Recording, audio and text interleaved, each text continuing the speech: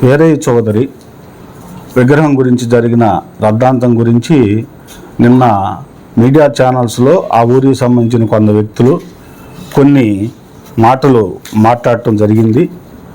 దానికి మేము సమాధానం చెప్పాల్సిన బాధ్యత ఉంది. ప్లస్ ఆ మీడియా సమాముఖంగా ఛాలెంజ్ విసిరారు. ఏమని, ఇది ఊరకేదో రహస్యంగా ఇయటం కాదు, ఏదైనా సీము నెత్తులు దమ్ము ధైర్యం ఉంటే ఏదో ప్రెస్ మందలకు వచ్చి చెప్పాలని రకరకాలుగా ప్రేలాపనలు చేశారు. కాబట్టి దానికి మేము ఈ రోజున సమాధానం చెప్తున్నాం. మేము ఇచ్చిన అర్జీలో వాళ్ళు కూడా చదివి వినిపించారు. అదే నేను కూడా మరలా చెప్తున్నాను. నా పేరు సింగమనేని సురేష్. తెలుగుదేశం పార్టీలో సభ్యత్వం ఉంది, తెలుగుదేశం పార్టీలో మెంబర్నే. గత 5 సంవత్సరాలుగా తెలుగుదేశం పార్టీ కోసం ఎన్నో పనులు చేసిన వ్యక్తిని నేను. అయితే ఈ ఇచ్చిన అర్జీలో ముఖ్యంగా మేము పెట్టిన అర్జీలో కలెక్టర్ గారికి, గౌరవనీయులైన ప్రకాశం జిల్లా కలెక్టర్ మేజిస్ట్రేట్ గారి దివ్య సమ్ముఖమునకు, ప్రకాశం జిల్లా నాగులపులపాడు మండలం అమ్మనప్రోలు గ్రామ ప్రజలు మరియు ఎన్టీఆర్ అభిమానులు రాసుకున్న విన్నపములు. అంటే ఇక్కడ మేము ఏ పార్టీని కానీ దేన్ని కానీ ప్రస్తావించలేదు, దీన్ని ఇంకో రకంగా తీసుకెళ్లే ప్రయత్నం కూడా చేయలేదు. మా ఉద్దేశం ఏమిటంటే, అమ్మనప్రోలు గ్రామంలో బస్టాండ్ సెంటర్లో ఎన్టీఆర్ బొమ్మ ఉంది, అది ట్రాఫిక్ కూడలి, అక్కడ చాలా రకాలైనటువంటి సమస్యలు ఉన్నాయి, అక్కడ విగ్రహం పెట్టద్దనేదే మా యొక్క ముఖ్యమైన ఉద్దేశం. అయితే ఈ ఉద్దేశంలో భాగంగా మేము మొదటి సంతకం బొత్తుల ప్రవీణ అనే అమ్మాయి చేత పెట్టించాము, సర్పంచి. అయితే వాళ్ళు చేసిన ఆరోపణలు ఏమిటి అంటే, ఆ సర్పంచి వైసీపీ అని వాళ్ళు చెప్పారు. అయితే ఆమె వైసీపీ తెలుగుదేశమా అనేది పక్కన పెడితే, గ్రామ పౌరురాలుగా, గ్రామ ప్రథమ పౌరురాలు, సర్పంచ్ అంటే గ్రామ ప్రథమ పౌరురాలు కాబట్టి ఈ గ్రామంలో అనుమతులు తీసుకోకుండా ఒక విగ్రహం పెడుతున్నారనే దానికి మేము దానికోసమే ఆమె చేత సర్పంచ్గా సంతకం పెట్టడం జరిగింది. అయితే వీళ్ళు ఆల్రెడీ పోయిన నెల అక్కడి నుంచే విగ్రహం పెట్టాలనే ప్రపోజల్లో అక్కడ చేయటం జరుగుతూ ఉంది. కానీ ఎటువంటి అనుమతులు కూడా పంచాయతీ నుంచి కానీ ఎక్కడి నుంచి కానీ ఎటువంటి అనుమతులు తీసుకోలేదు.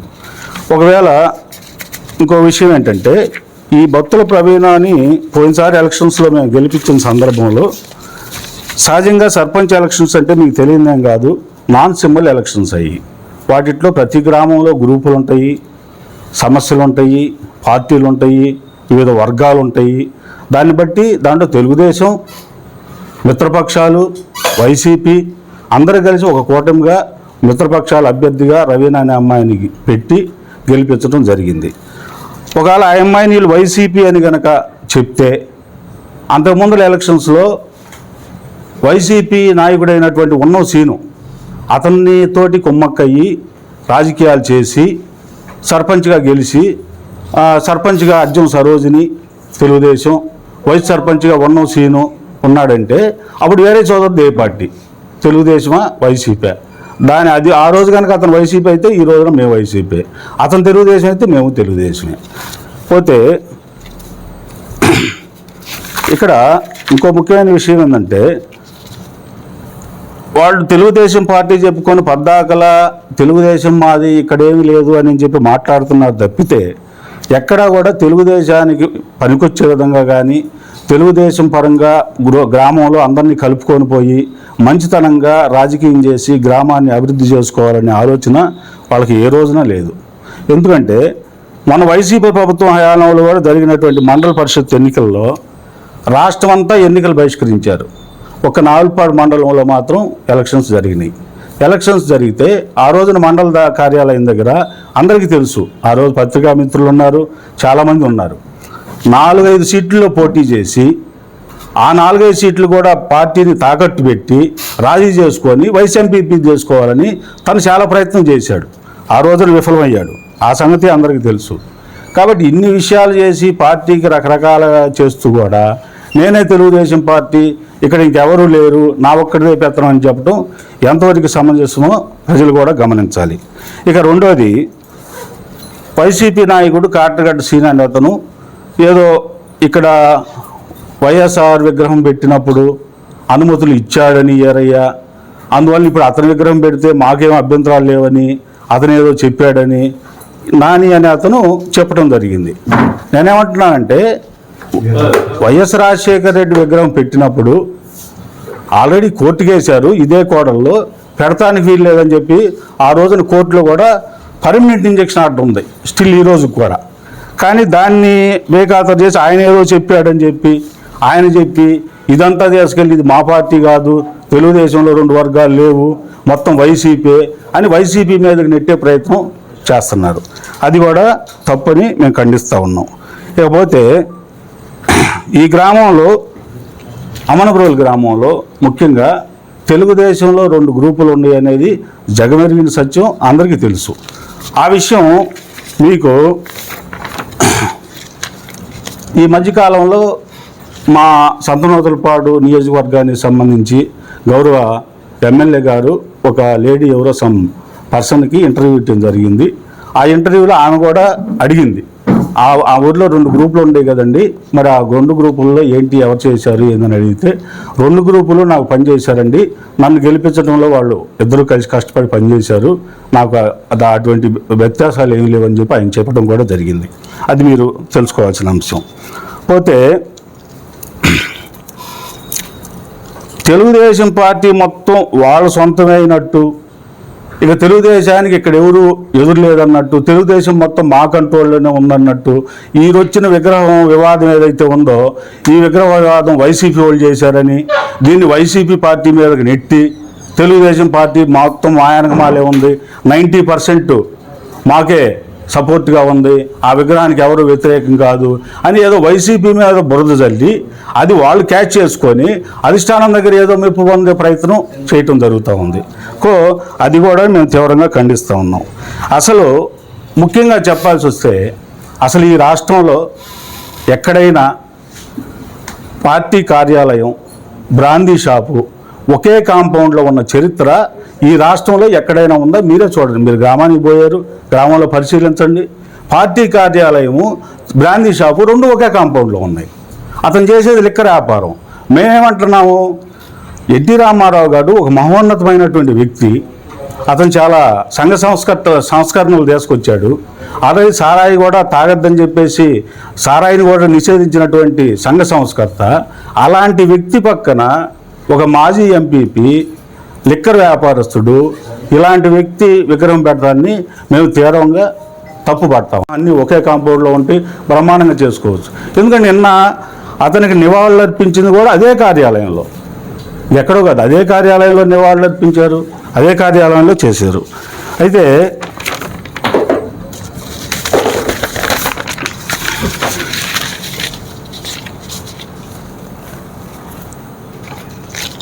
ఈ విషయాలన్నీ కూడా అధిష్టానానికి తెలుసో తెలీదో మాకైతే తెలియదు. నేను దీన్ని ఇనిషియల్ తీసుకొని ఒక ఎన్టీఆర్ అభిమానిగా ఈరోజు వాళ్ళు ఏదో విగ్రహం మేము పెట్టించామని మేము చెబుతున్నారు. అసలు విగ్రహాలు పెట్టని రోజుల్లో ఏమీ ఈ ఫ్లెక్సీలు ఇవన్నీ లేని రోజుల్లో ఎన్టీఆర్ బొమ్మ కార్యాలయం మీద వేసి కొన్ని లక్షల వేల బ్యానర్లు ఈ చేతులతోటి సిరాతోటి రాసి పార్టీ కోసం కష్టపడిన వ్యక్తిని నేను. కాబట్టి ఇప్పుడు నేనేం చెప్పదలుచుకున్నానంటే, కోర్టుకు వేసింది కూడా నా పేరు మీదే వేసాను. నా పేరు సింగమనేని సురేష్.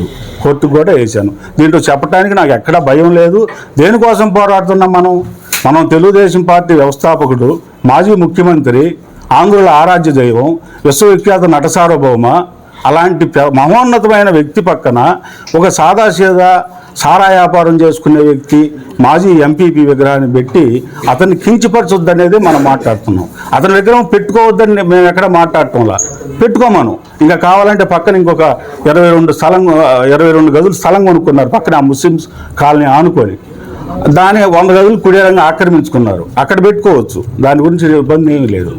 వారి కార్యాలయంలో పెట్టుకోవచ్చు, దాని గురించి వచ్చిన ఇబ్బంది కూడా లేదు.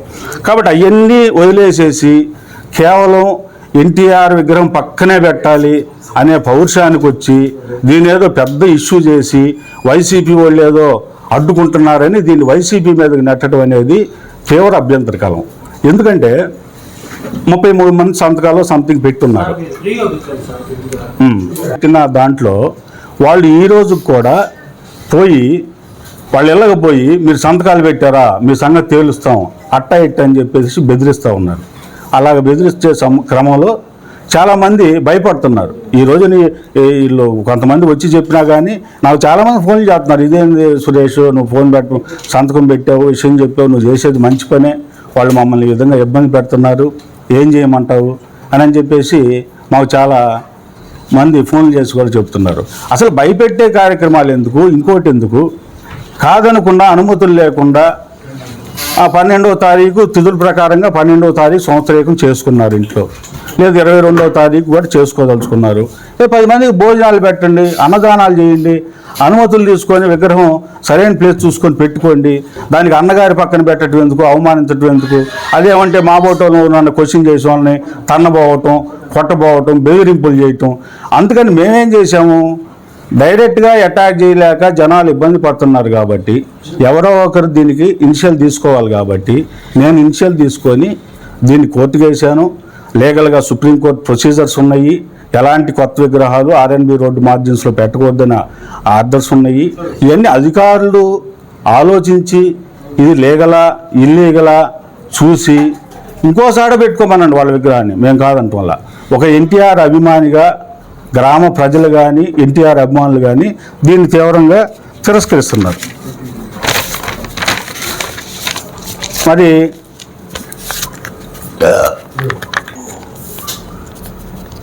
మనోజ్ మాట్లాడుతూ ఏడంతా ప్రశాంతంగా ఉంది, ఇక్కడ ఏమీ లేదు, ఏమీ అలజడి జరగలేదు అని చెప్పేసి చెప్పడం జరిగింది. మీకు ఆ వీడియో నేను రాఘవ ద్వారా అందరి చేత షేర్ చేపిస్తాను. ఒక ఇంటూరు సీన్ అనే వ్యక్తి మా గ్రామానికి సంబంధం లేదు, మాకు సంబంధం లేదు, అతను ఎప్పుడూ రాజకీయాల్లో యాక్టివ్గా ఉన్న వ్యక్తి కాదు. ఈ మధ్యకాలంలో లిక్కర్ వ్యాపారంలో ఏరై చౌదరితో పార్ట్నర్షిప్ చేరినంత మాత్రాన అతను ఈరోజు పెద్ద నాయకుడైపోయి అమ్మండోలు వచ్చి తొడలు కొట్టి ఇళ్లలో నుంచి తీసుకొచ్చి లాక్కొని మరీ కొడతానని చెప్పేసి అతను చేసిన ప్రసంగాలు ఆల్రెడీ మీకు అందరికీ తెలిసే ఉంటుంది. ఆల్రెడీ డిపార్ట్మెంట్ దగ్గర బహుశా ఉంటే ఉన్నాయేమో నాకైతే తెలియదు, నాకు వేరే వాళ్ళ వాట్సాప్ రూపంలో నాకు వచ్చినాయి. ఆల్రెడీ సీసీ కెమెరా కూడా బిగించారు. మరి అతని పరిస్థితి ఏంది, అతను ఊరు ఇంటూరు శ్రీనివాసరావు అని అతను హైవే మీద రూల్స్కి విరుద్ధంగా లిక్కర్ షాప్ నడుపుతూ ఉన్నాడు. అతను వచ్చి మా ఊరు వచ్చి నీతులు చెప్తాడు. ఎలాంటి చర్యలు చేస్తున్నారు? ఇలాంటి చర్యలు చేసి పార్టీని బస్టు పట్టించడమే కాకుండా మేము ఒక్కళ్ళమే ఊళ్ళో అనే మాట చెప్పడం ఎంతవరకు కరెక్టు?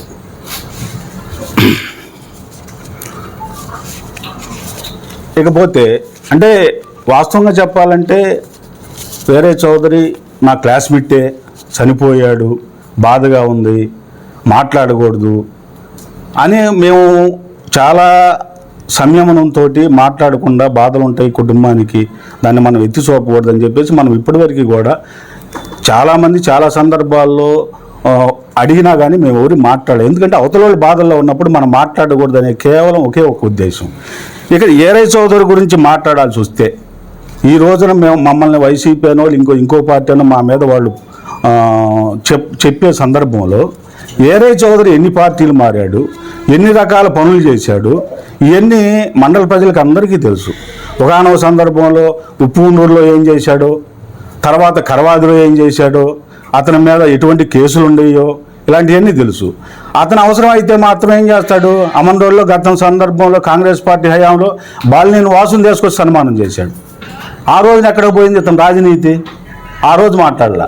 తర్వాత చూసేసరికి నోకసాని బాలాజీని తీసుకొచ్చి సన్మానం చేశాడు, వైసీపీలో నుంచి వచ్చాడు. సరే ఈరోజు తెలుగుదేశంలో ఉన్నాడు, అది వేరే విషయం. అంటే నీ అవసరం కోసం ఏ పార్టీ వాళ్ళనైనా తీసుకొస్తావు, ఏ పార్టీ వాళ్ళకైనా సన్మానం చేస్తావు, ఏ పార్టీతోటైనా సరే చేయగలుగుతావు. అది నువ్వు చేస్తేనేమో సంసారం, అవతరోడు చేస్తేనేమో వ్యభిచారం అంటాం ఎంతవరకు ధర్మం? ఈ రోజున అమనపురంలో వాళ్ళ సొంత మనుషులకి 2-3 మనుషులకి రేషన్ షాపులు ఇప్పించుకొని కొన్ని సంవత్సరాల నుంచి నడుపుతున్నారు. బ్రాహ్మిన్స్, కొంతమంది వైశ్యాసు వాళ్ళ కుటుంబాల నుంచి తీసేసి వీళ్ళ సొంత అనుచరులకు ఇచ్చుకొని అక్రమంగా బియ్యం తరలిస్తూ ఉంటే మేము 100-00కి చాలా సందర్భాల్లో ఫోన్ కొట్టాం. ఎక్కడా కూడా పట్టుకున్న దాఖలాలు లేవు. గ్రావెల్ తోలుతారు. అలా కాదని ఎవరన్నా ఒకళ్ళు వచ్చి ఏదన్నా పని చేద్దామంటే మాత్రం కేసులు పెడతారు. ఏదన్నా మాట్లాడితేనేమో అక్రమంగా కేసులు పెడతారు. ఎవరికన్నా యాంటీగా మాట్లాడితే చాలు కేసులు పెడుతున్నాయి. మేము చెప్తేనేమో పోలీసులు కేసులు తీసుకోరు. ఇది సమాజానికి మంచి పద్ధతి కాదు, పార్టీకి మంచి పద్ధతి కాదు. తెలుగుదేశం పార్టీ అనేది చాలా క్రమశిక్షణ గల పార్టీ. అందుకే మేము ఈరోజు కూడా ఎక్కడ కూడా క్రమశిక్షణ తప్పకుండా, ఎక్కడ ఎటువంటి ప్రేలాపనలు చేయకుండా, పార్టీకి నష్టం కలిగించకుండానే నడుచుకుంటా ఉన్నాం. ఎవరో మేము ఎన్టీఆర్ అభిమానులుగానో లేకపోతే ఇంకో రకంగానో మా ప్రయత్నం మేము చేస్తున్నాం. ఎన్టీఆర్ గారి అవమానం జరిగిందని మేము ఫీల్ అవుతున్నాం. సార్ దాన్ని కాదు, దాన్ని వదిలేసి సంతకాలు పెట్టిన వాళ్ళ మీద మీరు ఫోర్జరీ అని చెప్పేసి కేసులు వేయండి, ప్రెస్ మీట్ పెట్టండి, ఇవన్నీ ఎందుకు? తప్ప మేము ఎన్టీఆర్కి అవమానం జరుగుతుందని చెప్పేసి మేము కోర్టుకు వెళ్ళటం తప్ప, లేకపోతే గ్రీవెన్స్లో అర్జీ ఇవ్వటం తప్ప, ఆర్ఎన్బి రోడ్లో విగ్రహాలు పెట్టడం ఒప్ప, ఇంకోసారి పెట్టుకోండి కాదంట్లా. కాబట్టి నేను ఫైనల్గా నేను చెప్పొచ్చే అంశం ఏంటంటే, ఇది వైసీపీ పార్టీకి కానీ దేనికి సంబంధం లేదు.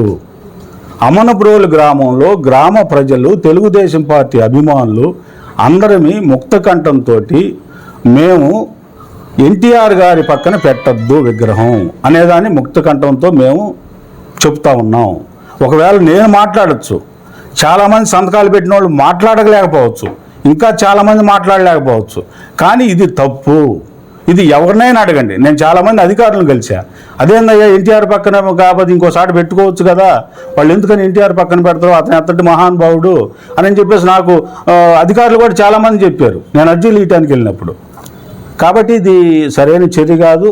ఇప్పుడు ఇతను ఉన్నాడు ఎవరి శ్రీనివాసరావు, ఒకప్పుడు యూత్ ప్రెసిడెంట్గా చేశాడు, పార్టీలో అప్పటి నుంచి ఇప్పటి వరకు ఉన్నారు. మా ఊర్లో గ్రామంలో ఇంకా చాలామంది ఉన్నారు. సిరిగిరి వెంకటేశ్వరులు ఉన్నాడు, పాలకేంద్రం ప్రెసిడెంట్గా చేశాడు, సొసైటీ ప్రెసిడెంట్గా చేశాడు, కనపర్తి ఎత్తిపోవాల పథకంగా చేశాడు, సాయిబుల పాలెంలో చాలామంది ఉన్నారు. ఒక ఎర్ర బేగని ఒకరిని తీసుకొచ్చారు, అతను మొన్నటిదాకా కాంగ్రెస్లో ఉన్నాడు, కోయనమైతో తిరిగాడు. ఆ విషయం ఊరు వాడు అందరికీ తెలుసు. అతను కనుక వచ్చి ఏరైకి జై అంటే తెలుగుదేశమే, ఏరైకి జై అనకపోతే వాడు తెలుగుదేశం కాదు, కాంగ్రెస్. అండి 12వ తారీఖు వాళ్ళ తిథుల ప్రకారంగా, మన హిందూ సాంప్రదాయ ప్రకారంగా వాళ్ళ సంవత్సరీకం జరిగిపోయింది. లేదు 22వ తారీఖు అతను చనిపోయాడు కాబట్టి అతను నివాళులు అర్పించడంలో తప్పేమీ లేదు, లేదంటే అన్నదానాలు చేయటంలో తప్పేమీ లేదు. ఒకవేళ మీరు విగ్రహాలు పెట్టుకోవాలనుకున్నా తప్పేమీ లేదు.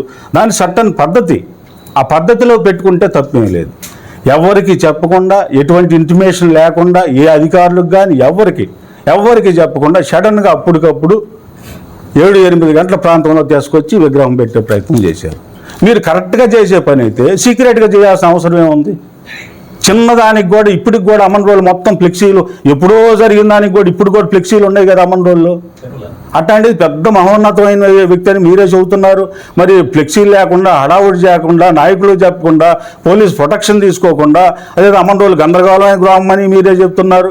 మరి పోలీసు ప్రొటెక్షన్ లేకుండా, మీడియా కవరేజ్ లేకుండా, ఏమీ లేకుండా రహస్యంగా మీరు విగ్రహం పెట్టాల్సిన ఆలోచన ఎందుకు వచ్చింది? ఎందుకు చేశారు? మీలో దుర్బుద్ధి ఉంటేనే కదా ఆ పని చేసింది. మేము ఫైట్ చేసేది కొట్లాటలకు పోయేవాళ్ళం కాదు, తనలాటలకు పోయేవాళ్ళం కాదు, సెంటర్కి పోయి తొడలు కొట్టేవాళ్ళం కాదు, మేము కాదు. చట్టబద్ధంగా తప్పుని ప్రశ్నించాం. మా మాట వినకపోయేసరికి గ్రీవెన్స్లో అర్జీ ఇచ్చాం. దానికి కూడా సరైన యాక్షన్ జరగకపోయేసరికి ఆల్రెడీ ఆర్ఎన్బి వాళ్ళు దాన్ని డిమాండ్ చేయమని చెప్పి నోటీసులు కూడా ఇచ్చారు. అయినా కానీ వాళ్ళ పని వాళ్ళు చేసుకుంటున్నారు. కాబట్టి ఇదేదో ఆగేటట్లేదు, దీన్ని మళ్ళీ మనం కొంచెం వెళ్లాల్సిందే అనే ఉద్దేశంతో కోర్టుకు కూడా వెళ్ళటం జరిగింది. కోర్టులో నెంబర్ అయింది, జరుగుతున్న కోర్టులో. సరే, ఒకవేళ వాళ్ళకి వచ్చే విగ్రహం పెట్టుకుని దాన్ని మన ప్రయత్నం చేయడంలో తప్పేం లేదు. ఎన్టీఆర్ అభిమానిగా కొన్ని సంవత్సరాల నుంచి ఈ రోజుకి వచ్చినా కానీ నా బండి మీద కానీ, నా ఇంట్లో కానీ, ఎక్కడైనా సరే ఎన్టీఆర్ బొమ్మే ఉంటుంది.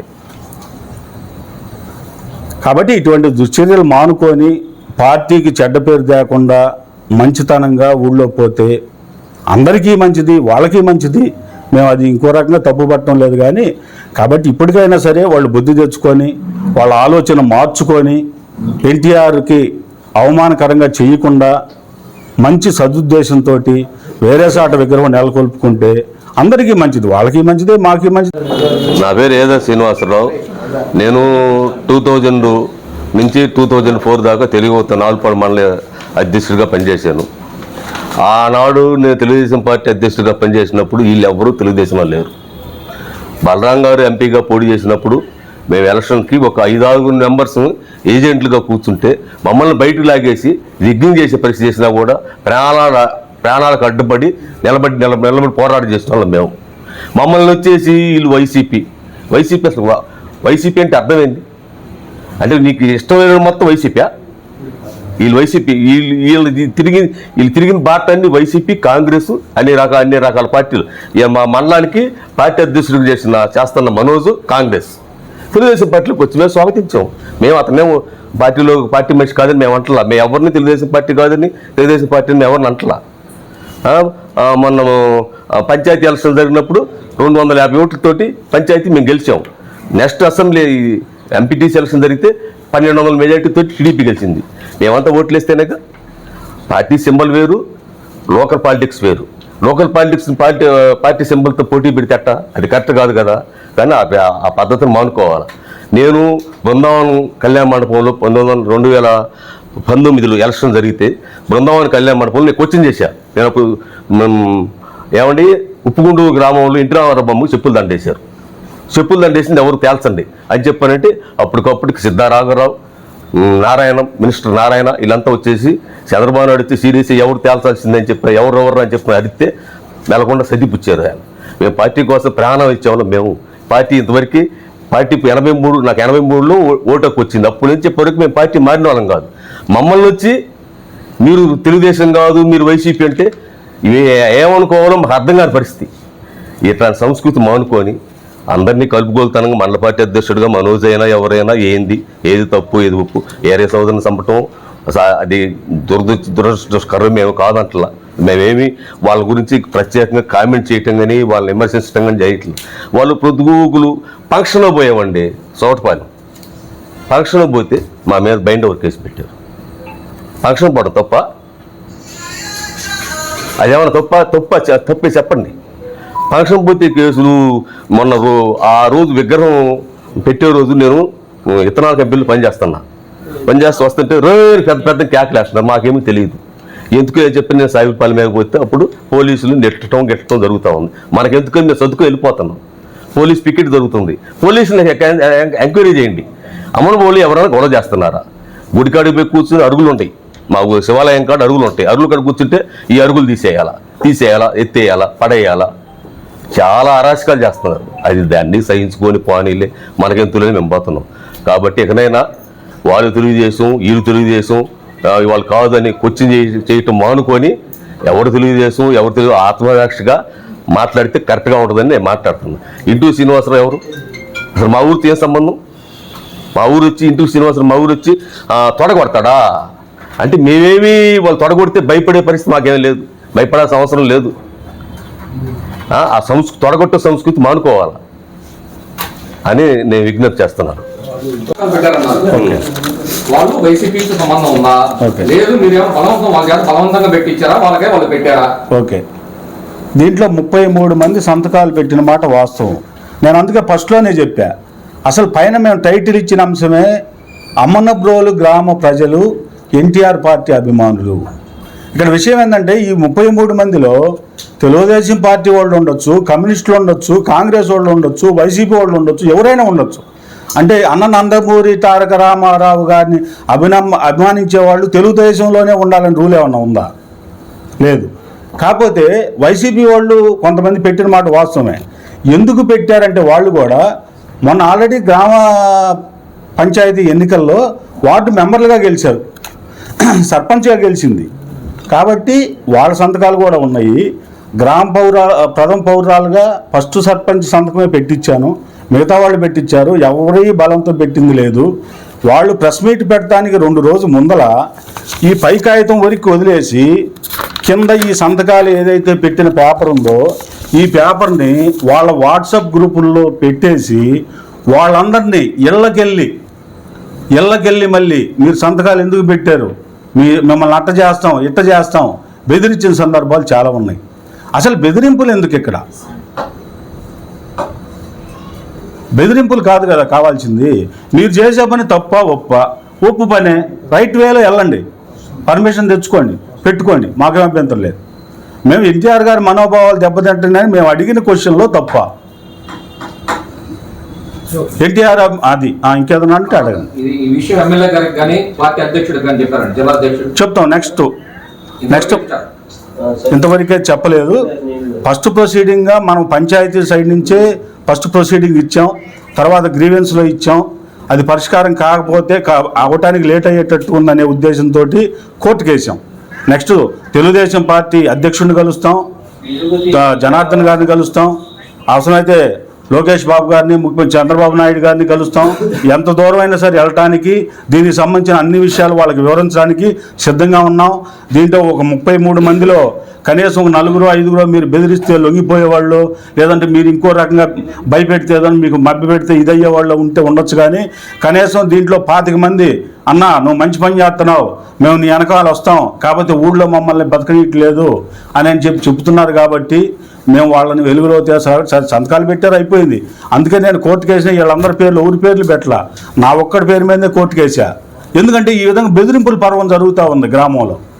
అది మేము అడిగేది, మీరు చేసింది తప్పు అని మనం అంటే దానికి సమాధానం చెప్పకుండా వీళ్ళని బెదిరించడం ఎందుకు?